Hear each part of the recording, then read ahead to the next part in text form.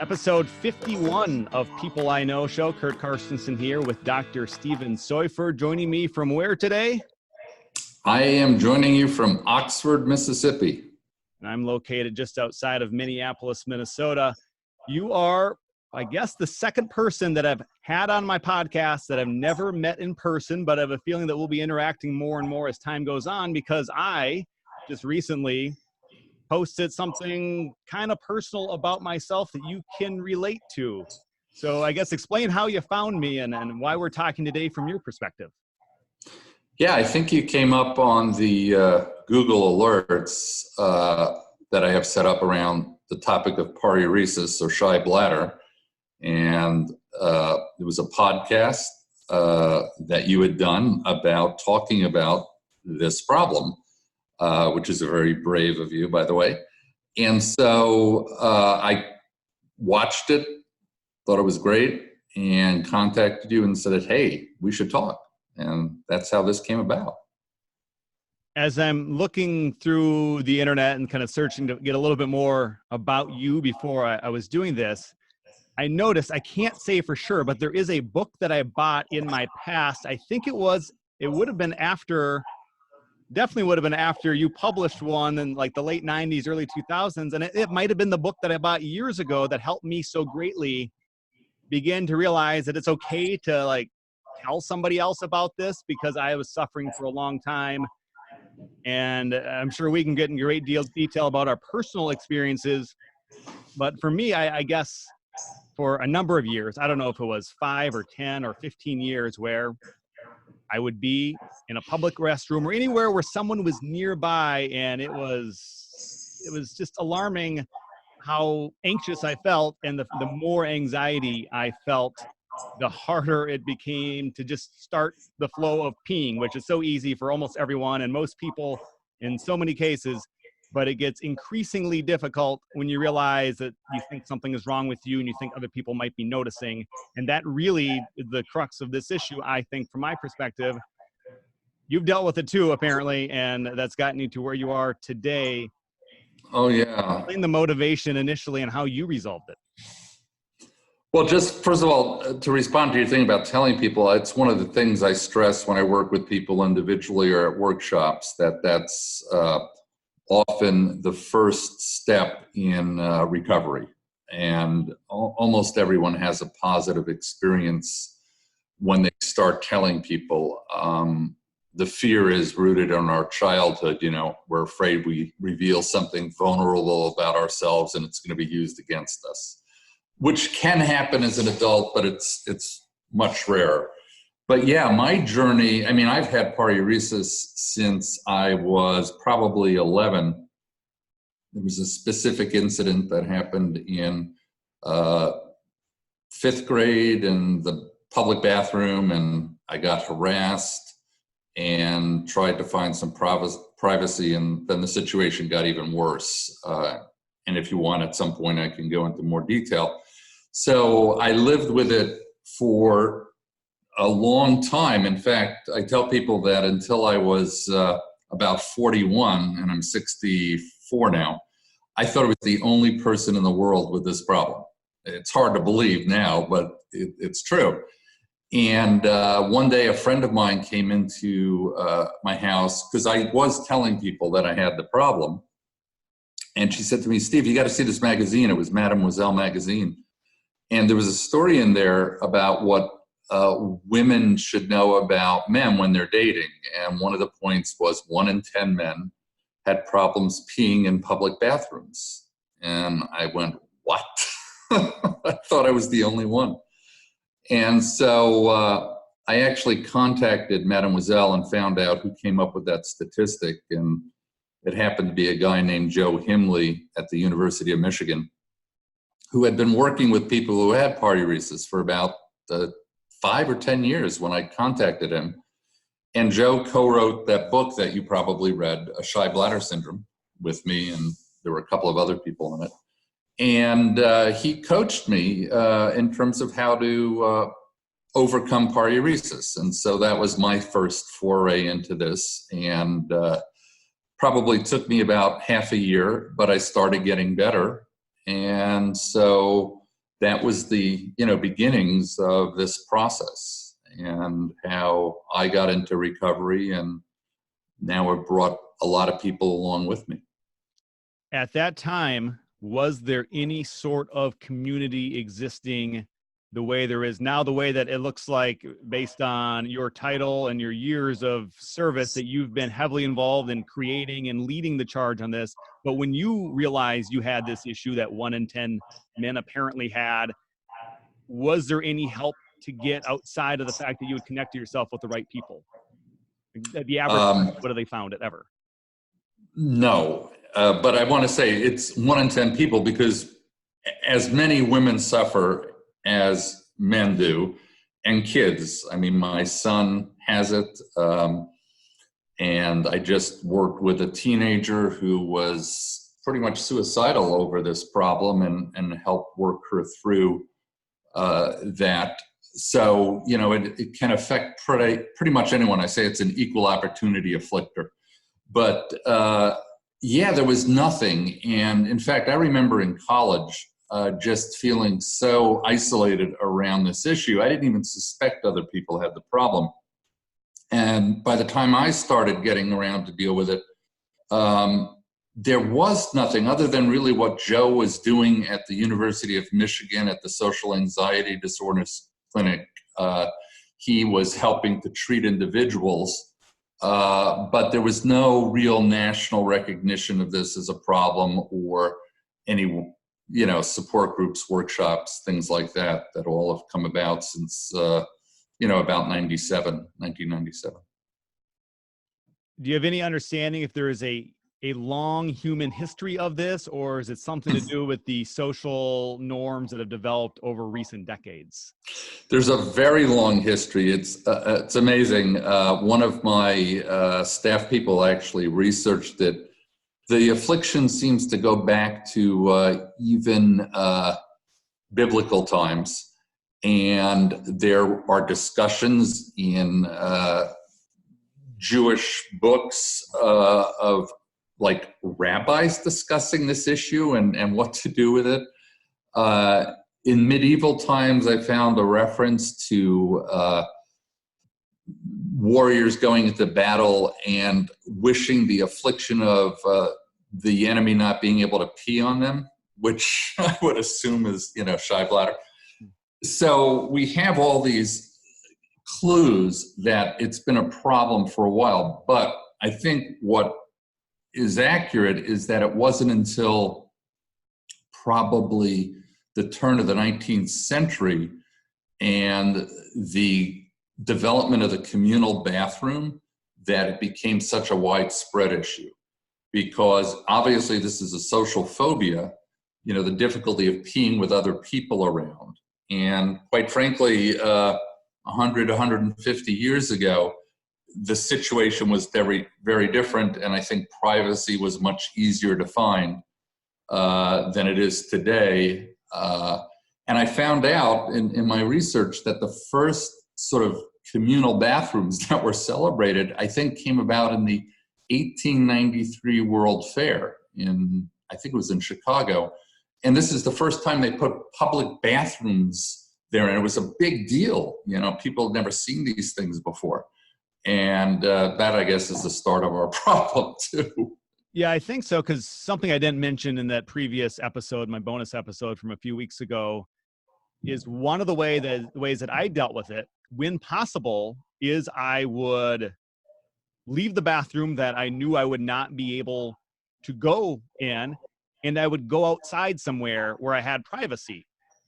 And in some cases, some places, public areas, there's no outside place, and then I could really feel trapped. But I'd imagine before we had trained ourselves to go to a restroom, everyone was going often outside somewhere, and you could just find the privacy you needed in that case, and it would have been much more normal. Where today, not today anymore, but when I used to pee outside somewhere where it wouldn't be normal for people to be peeing outside because there's a bathroom inside, I also felt very anxious about that. And it's just, it's very troubling. To me, I can almost laugh about it now because I'm so relieved that it's not the issue it used to be. But certainly you're right in the middle of this still, working with people. as you just mentioned, I'm sure there's so many people, hopefully, that are finding this that leads them to their help in some way that it's just awful for so many people. You know, the advent of the internet correlates with the start of our organization. And so people were able to sort of anonymously find resources concerning this issue. And now with Google Translate, I just realized this literally a month ago, that anyone can translate, you know, our pages into virtually every language in the world very simply. So, for example, I've been FaceTiming with people in India, Brazil, Vietnam. These are basically teenagers who find us, or young adults, and they're completely isolated in their societies because even though we've, you know, built up some sort of infrastructure in the US and a few other countries over the last 10, 20 years, in places like Asia and Eurasia, South America, there's really nothing. And so people feel completely alone with this problem. And luckily, you know, they can find me and I may be able to provide some assistance. I actually do virtual sessions through FaceTime, using the phone as me and, you know, going around with people in first private and then public situations. So, you know, it's amazing. We do have a figure. I can't tell you how accurate it is, but we know that probably at least 20 million people in the US, or about 7% of the population, suffer. And worldwide, it seems to be about 220 million people. So that's a lot of folks who have this issue. And, you know, sometimes there's help available, mostly in the Western developed countries, and sometimes there isn't. Assuming those numbers are as close to accurate as you can determine based on anything statistically like that, how is it when you like look at other disabilities or phobias or whatever that people deal with, how does it compare, like the fact that it seems like no one really knows about it? I've always felt that no one knows, unless you've had it, no one knows about it. There's a lot of issues that get talked about more where you're not suffering from it, but you understand people have it. But this one, I think, is very quiet and kept secret in a lot of ways.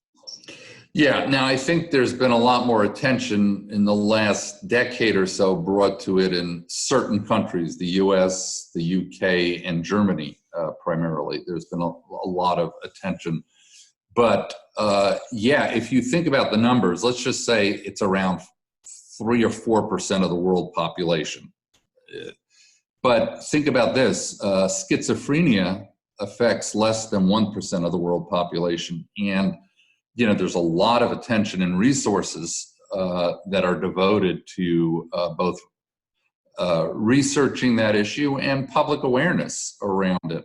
So yeah, it's sort of a funny thing that diseases or mental illnesses that afflict a much smaller percent of the population are much more widely known than something like paruresis. And of course, the problem is, if people don't talk about it, like you and I, then no one knows about it and they suffer in silence. And unless someone seeks out help or decides to tell someone who then can help get them help, like in a teenager's situation, it can be pretty difficult.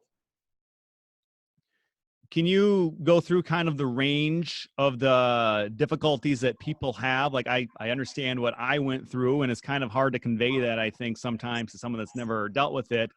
But the people that come to you thinking that they need help, what's like the most severe situation someone has to maybe a less severe but still kind of debilitating?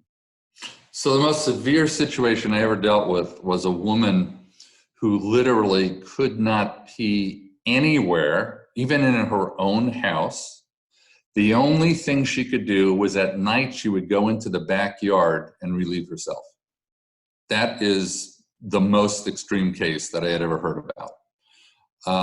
Most people can go in their own house if they're alone, but sometimes if there's someone else in the house, They can. I know someone who once built an entire wing addition to his house so that he could have a private bathroom there so that no one else in the family would disturb him when he needed to urinate. So it can get pretty extreme. In fact, sometimes agoraphobia, the fear of being out in public, is confused with paruresis because people will literally not leave their home with this problem. On the other end, I'm fond of saying that I can probably induce paruresis in just about anyone. But in actuality, there's so many people who occasionally have what I call a misfire or aren't able to go, but they just slough it off. It's not something that bothers them. Oh, I couldn't pee. Well, whatever. And they just go on with their lives. Some people become stall guys like George on Seinfeld. And they're okay with it. I once had a conversation with a guy who used stalls, and I told him what I was doing, and he says, do I have a problem because I'm using stalls all the time? And I said, no, you're good. That's fine. You can use stalls, wonderful. And so some people just, default to that. But then there's just a lot of people who have an occasional misfire. It may begin to bother them. When people start obsessing about this problem, and it affects their lives in a significant way, that's when they usually seek out treatment. And you mentioned this gentleman with the stall. Like, I don't know how many times you had witnessed his behavior, but knowing that I had certain behaviors, I can observe people occasionally, like in the men's room, especially if it's a men's room I use frequently. Like, I think this person maybe is dealing with something that I have. But certainly up until now, I wouldn't have had the confidence to tell them this is what I think you're going through, because it's a very odd conversation to start. Although I think maybe I could help them. You being involved in this for so long and being one of the, if not the leader in the whole industry of trying to help people and treat people, what is your approach to that? In terms of treatment? In terms of reaching out to someone that might not even realize that they have this issue that's very common. Well, it's a funny thing about that. I once had this, what I thought was brilliant idea, that everyone who was pee shy should wear yellow armbands. And then I realized, wait a minute, that could give the wrong message. How do you identify someone who is having problems? I'll tell you, I walk into bathrooms all the time, and this is just so common. I hate these low bowl urinals, or very occasionally troughs, and without dividers. And so, you walk into a restroom and there's 6 low bowl urinals, no dividers, and 3 stalls. There's no one, or maybe one person using the low bowl urinal, and there's a line of men waiting to use the stall. So what does that tell you, right? There's something wrong with that restroom design. So now I don't go up to the people in line and say, hey, are you having trouble using those urinals? But I am, through a different organization, we set up the American Restroom Association. We're working on restroom design because it's what idiots design these restrooms that people can't use, men in particular. But we sometimes think about ways of getting information out to people who might be having difficulties. I did have an idea for these magnets that you could put on stall doors that said, do public restrooms make you nervous? Then contact the IPA. But then they went to this kind of door that's made out of a composite material, and those magnetic stickers won't hold up on the doors. So I got to come up with something else. Yeah, that is you make a good point with that, as the different bathroom setups create different behavior. And women, I think, although I'm sure they don't always have it easy, I'm sure it's the sounds and the noises, they can deal with that too. There's women in my life that have told me that they've dealt with that before as well. But for men, when you walk in, and it's basically like you're just standing around open to someone looking at you. And that's, I think, a part of the problem for some people. You'd think going to the bathroom deserves a certain level of privacy, even if it is a urinal, with the divider, or at least not the low ball ones as you described, but the closer they are together with the fewer dividers, you can just tell most men prefer not to deal with that. They'll go to the stall. It happened to me just the other day, and I would have done the same thing. And he probably has maybe never suffered the way that I have, but he doesn't want to stand right next to me with no divider peeing. Yeah. Well, there's social etiquette involved too. Like when you walk into a restroom and let's say there's 5 urinals, and even if there's dividers, if one person comes in and goes toward one end, what's going to happen is if someone else will come in and naturally go to probably the other end, and then someone goes in the middle, and only then will people stand next to each other. If you walk into a restroom and you're standing at a urinal and there's 5 of them and someone comes and stands right next to you, it's going to make anyone wonder what's going on, right? Yes. Because it's like subway seating, I say. You know how subways fill out, people sit at both ends and then you fill in the middles.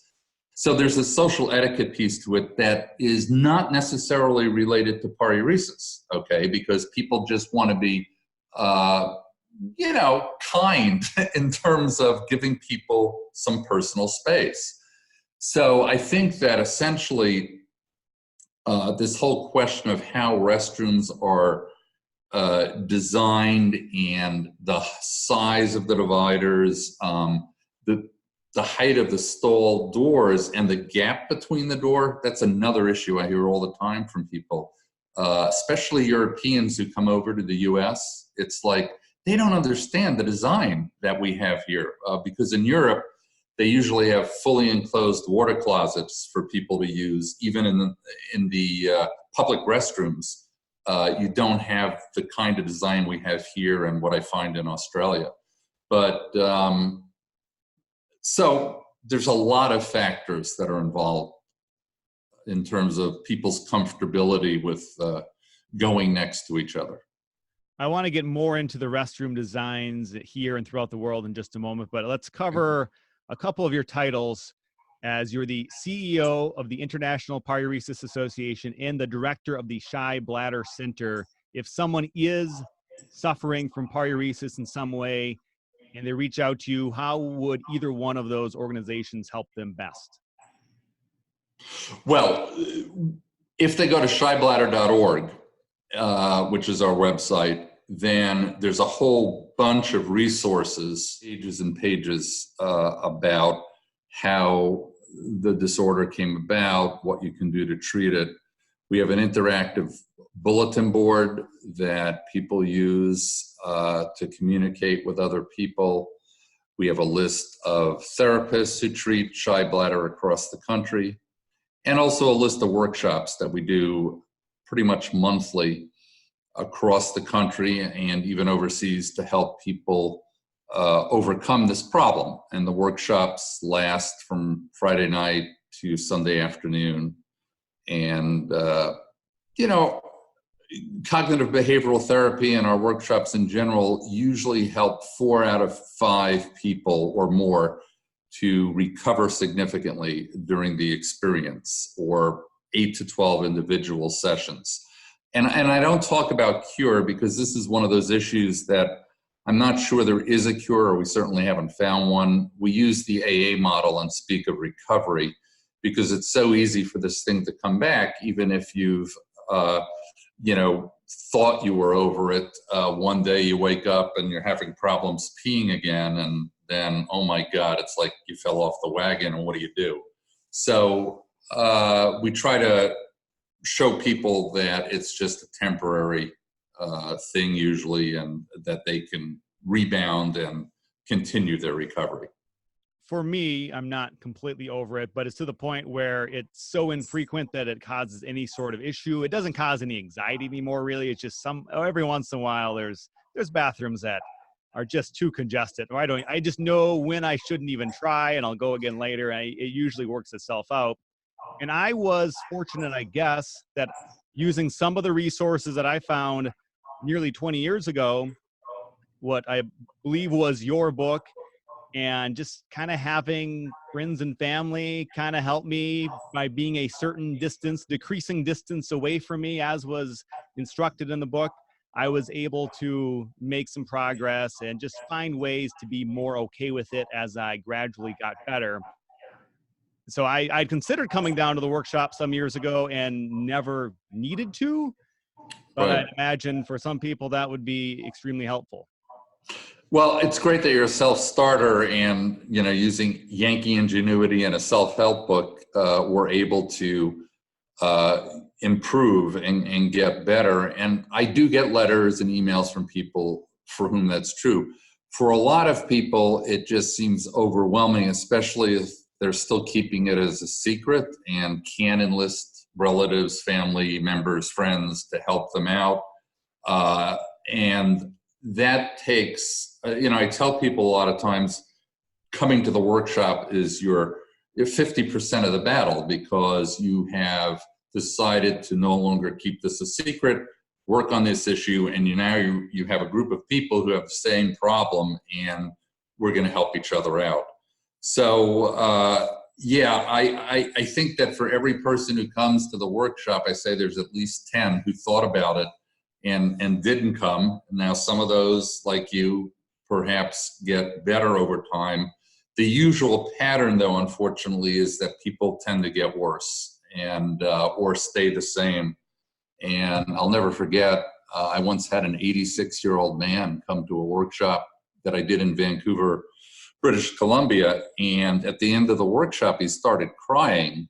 And the reason is he had made significant progress at the workshop, and he was obviously coming toward the end of his life. And he realized that, his entire life, he had been living with this problem that only if he had known how to deal with it, it would not have been the huge impediment it was for, those, I don't know, however many years he had it. So I always encourage people to deal with it, the sooner the better, or the younger the better. When you get to be 40, 50, 60, you've already had like 20, 30, 40 years sometimes of what we call avoidant behavior. And that's a lot to overcome. Whereas if you're 20 and you come to a workshop, then you usually have only had it for a few years and can pretty much get over it fairly quickly. I know for me, I would be hesitant to go places or maybe drink less because the fear of having to deal with the public bathroom situation. But let's start talking about that now. Even if people are dealing with this, suffering from it, if public bathroom situations would improve in more places and more people would be aware of public bathrooms that would meet their needs, then I think you could be having this challenge with shy bladder, but still, for some people, be able to interact with the public bathrooms that exist. Right. So what have you done? What have you learned? I know I watched your TEDx video, your talk you gave, I think earlier this year, and you showed photos in that of some bathrooms around the world. And I can link that video within the show notes of this conversation so people can find it. It's very fascinating. The good, the bad, and the ugly. Oh, yeah. Throughout the world, how do you think the United States rates in bathrooms compared to other countries that should be as advanced as we are, and then some of the places that just aren't as advanced? What are they dealing with? Well, we are at best average, perhaps below average or subpar. I have seen, as I did in my TEDx talk, said I've seen the good, the bad, and the ugly, and there are some really great bathrooms out there. Usually you see them in fancy hotels or some place that realizes how nice restrooms can attract business. I think that what we see in the US tends to be just of average quality. The biggest problems I notice are the lack of dividers or very small dividers in men's room, and then both short stall doors and or the gap, as people refer to it, between the closing door and the brace on the side, and so that people can see in, and that really bothers a lot of people. Many Europeans I know comment when they come over here that they just can't believe how terrible the design of bathrooms are in this country. In parts of Europe, I recently came back from Sweden, and I believe now a new trend in the US is the move toward unisex single stall restrooms. And I believe this is the wave of the future. This will be rows of unisex toilets, depending on the size of the venue. Let's just say a large venue, 6 unisex toilets on one side, 6 unisex toilets on the other side, fully enclosed closets. So much nicer design than porta toilets, which they might resemble. And then a common sink area for people to wash their hands and do whatever else they need to do in that common area. I think this makes the most sense. It gets around a lot of issues, the transgender concerns about which restroom to use. If designed well and not with thin walls, it will provide privacy that even most paruretics, I think, would find helpful. And it just makes a whole lot more sense than what we refer to as the gang toilets of today, gang-style toilets, where you crowd in as many men in one room and as many women in another. It's also, there's several problems with that. One is sometimes the design of that restroom is such that you might have 6 low bowl urinals with no dividers for men and 3 stalls, and then essentially no one's using the urinals and everyone's online to use the stalls. With women, the potty parity issue is really a big one. If you get off an airplane and try to use the bathrooms right near where the planes are disembarking, you'll usually see a line out the door for the women's restroom. And so the design I described actually would alleviate that problem and make men wait as long as women if there is a big demand for the toilets. So I think ultimately we're going to move in that direction, and it will be a more civilized approach to restroom design going into the maybe hopefully before the 22nd century. Depending on where someone is taking in this conversation from, they might have already seen this in a number of cases. I know some of the newer establishment, bar, restaurant type of places in the Twin Cities area I've been into. I've seen this. I love it. It makes total sense. You mentioned the transgender issue, which that whole issue aside, it kind of assumes that people are okay with anybody being in the same bathroom with them at any time. Like, I'd say most people would prefer more privacy when possible. So to differentiate between who can be near and who can't be, how about we just don't have anyone any closer than they have to be ever? And that's something to work towards. And that would be an ideal. And I should mention that the American Restroom Association, which is another group I work with, has been working on code changes. And in part because of our efforts and other groups, there will be a requirement starting in 2021, I believe, that any establishment in which there are simply 2 bathrooms, that they have to be unisex, because that is their way of dealing with this issue of the transgender concerns that have been raised. And so it will be mandated in many states. The problem is, by the time the plumbing codes are adopted in each state, we'd be looking at 2030, 2040, because states take a long time to adopt the revisions in these codes. So, it'd be a while, but that's the trend. Well, I think based on your history and then what I've dealt with as well, just our awareness of public restrooms in these ways, we're very keen to know what we like and what we don't like. And it's probably people that have suffered from paruresis that are some of the people that should be leading the charge and making some of these decisions, because the average person that has never had issues probably doesn't care that much, as long as it's not like disgusting. but Mhm. for people like you and I that have dealt with it and are aware of what goes on, it's very important for all these reasons that other people just haven't considered. Well, one of the reasons we started the American Restroom Association is I realized that, look, paruresis may affect, let's say, 7% of the population, but let's throw in the people who have problems with incontinence. Okay, that at least doubles or more the figure. Then let's throw in the people who have colitis. Let's throw in the people who have to use colostomy bags. Let's throw in parents who have small children and they can't find the family restroom, and where are they going to use a restroom if they're in New York City? When you throw in all of the groups affected by public restrooms, you're talking about at least half the population. So it affects way more than, simply people with paruresis or people who have incontinence.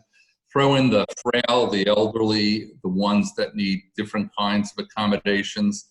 And it's mind-boggling, actually. And our society, unlike Europe, and this is one of the contrasts, we don't plan for hardly anything. And so it's all, in response to crises or situations that become unmanageable that we start dealing with these concerns. When I was in China back in 2012 or something, and I actually presented at the World Toilet Organization meeting there that they hosted in Shanghai, they did that before the Olympics that they were hosting. And the interesting thing is the Chinese government was planning out their toilet design for how to deal with the traffic coming in. And they essentially came up with a design that there would be public toilets like every 100 meters, all right? It seems unheard of, but that's one of the advantages of having a centralized government that can say, okay, we're gonna plan, these toilets and we're gonna put the money into them. So unfortunately, it doesn't work that way here. And so these restroom issues have to become almost a crisis before anything is dealt with it. And we saw that in Congress when, I can't remember when, but women in the House of Representatives only recently got their own toilet. And consequently, before that, they had to use the same toilet that visitors were using, and this crazy situation. Well, not much seems to happen in this country until it is a crisis, and maybe sometime after the crisis begins. So hopefully with a little more awareness that we can make progress towards getting at least more places better situated when it comes to the public restrooms. Right, I certainly hope so. And there are some very interesting and useful devices. I use I think it's called Restroom Finder app on my phone. It's actually pretty good. If I'm out in a city I don't know, you go to this app and it'll tell you where the closest public bathroom is. And that's nice. And there's all sorts of things like that ultimately would enhance a person's experience when they're in a strange city looking for, decent toilets to use. And I have to say, I've heard it's one of the major complaints of tourists in coming over here from other countries that our toilets leave a bit to be desired, and also that they're hard to find at times. I mean, I'm in New York City a lot, and it is not easy to find a public toilet. The default for just about everyone used to be McDonald's, now it's Starbucks. Yeah, Starbucks, that very public issue they had with who was to or was not to be allowed in there, that did open up, I believe, that they're now cool, apparently, with anyone going in and using the restroom and just leaving, which is right. Good, because I think I've done that. Which was actually in the plumbing codes even before that incident happened. The problem is no one knows that. I mean, anyone is actually entitled to use a public restroom, the same restroom that the employees of any company uses. So essentially, you can walk into any establishment and ask to use the restrooms, and by code, they cannot deny it to you. Of course, not everyone has the code to pull out and show that that's what should be happening. So that means you could safely ignore whatever it says on the window, restrooms for employees and customers only. Exactly. Those signs are actually not legal. Really? Okay. Well, that's good to know. Yeah. It's just one of the little things that we learn through the International Paruresis Association and code articles. It's detailed stuff, but it's important and really does affect people's lives. I do believe it, and I've experienced it in my own way. How about we switch the conversation now, as is normal on People I Know show. Usually I know people that I have on better, but not always. I've had guests that I've barely known. So this is an opportunity for me and the audience to get to know you a little bit better on a personal level, the personal growth segment. I would like to know what you're working on, what you're going through, whatever you think you're willing to share that could really make an impact on anybody else taking in this conversation.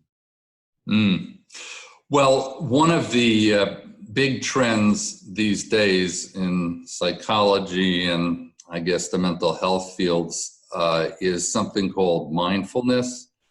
And I've been trying to be more mindful of things. It's actually a very simple concept, but extremely difficult to practice. So, obviously one of the bases of like Zen Buddhism.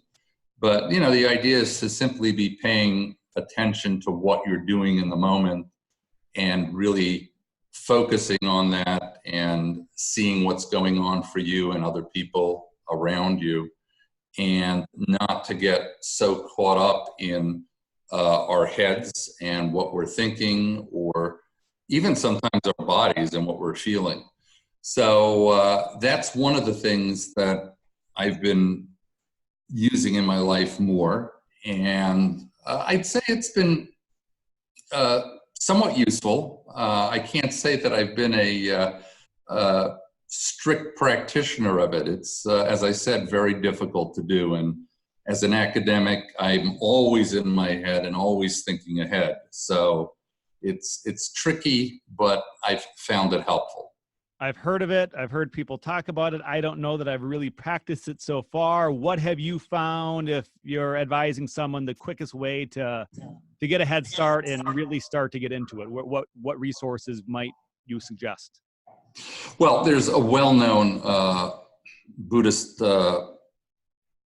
priest who's written a lot on the subject, Thich Nhat Hanh. And one of the things I always remember from one of the books I read of his is just in terms of doing your daily chores, to actually pay attention to them. So for example, washing dishes. Most of us, when we're washing dishes, are doing anything but paying attention to washing dishes. So the idea would be to mindfully wash the dishes. And it is I hope it's okay to say, it's a bitch because you just want to be somewhere else. And it's true of any other chore you don't want to do. Mowing the lawn. I tried it the other day when I was mowing the lawn. Pay attention to mowing the lawn. I don't want to pay attention to mowing the lawn. I want to listen to the Grateful Dead. I have my headsets on, So we always are doing things that take us out of the present experience. And it really, any waking moment of our lives, we could be practicing mindfulness, just paying attention to what we're doing. And when you do it, it really does put you somewhere else. Like if I start paying attention to the fact that I'm doing this interview, all of a sudden it seems different, right? So it's a very interesting practice and can be done virtually anytime, anywhere. That's a good tidbit, and I'm hoping at least a few people are able to dive into that a little and see what they gain from it, including me, because I really haven't done it. That's right. It's not something we tend to practice in the West. Now let's move to the Being Wrong segment. This is an opportunity for you to share something that you have changed your mind about in a way, or if you went back a number of days, weeks, months, or years, or decades, you could tell your former self that you were wrong, and hope that by sharing it, maybe you can also help some others. Well, I got the question ahead of time, and so it gave me a little time to think about it, and it's a tough one for me. The first thing that came to my mind is something that I struggled with and still do. And it's essentially giving other people the benefit of the doubt. And one of the things I do, and I don't know how different I am from other people, is that I often, jump to conclusions about anything. So just as an example, if one of my students comes in late to class, I'll just say, oh, they're lazy or they're tardy. And then just this happened the other day. I said, one of my students actually left early. And I said to, what was going on? Why did you walk out of class early? And she said, I really wasn't feeling well and I needed to, I think she implied, head to the bathroom. And, I'm thinking that, oh, well, she's sort of like snubbing me, right? She's leaving early because of whatever I'm doing. And in actuality, it's about what was going on for her. And once I heard the explanation, I went, oh, okay, I understand that's important. And, sorry about that. So, and I do that a lot. And I think a lot of us do, just assuming that other people are doing things to piss us off, when in actuality, it's the stuff that's going on for them and we're not really paying attention to it. I guess it does relate back to mindfulness, doesn't it, now that I think about it? Yeah, it certainly can.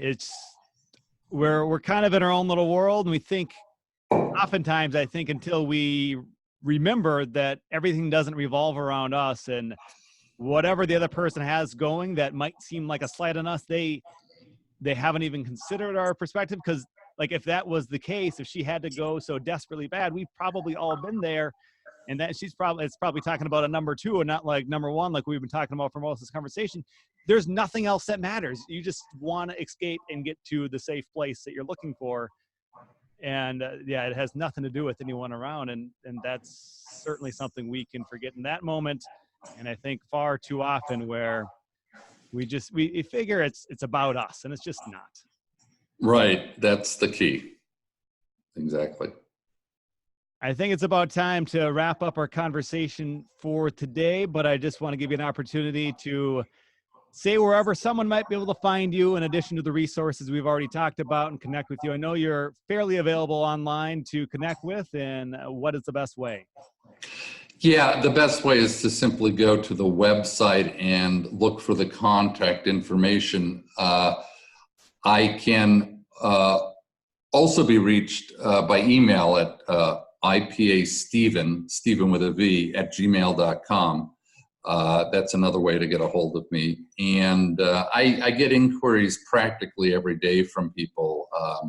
Some are little questions and then some are pretty big ones. And I try to respond as quickly as I can to people. But this issue, there's very few resources for people. And, we're pretty much the only organization out there dealing with these concerns. And we try to do the best we can given our limited resources. It is shybladder.org. That's correct. All right. It's also paruresis.org, but just about most people have trouble spelling paruresis. That was well thought out of, then to give a couple options. Or even saying it. Dr. Stephen Soifer, thank you so much for joining me. I know we've had a few technical problems that have caused this to take a little bit longer than we had anticipated, and I really appreciate your time, and I hope that the message gets to the people that especially need it. Thanks, Curt. I appreciate it. Thanks for having me. Thank you. All right. Bye now.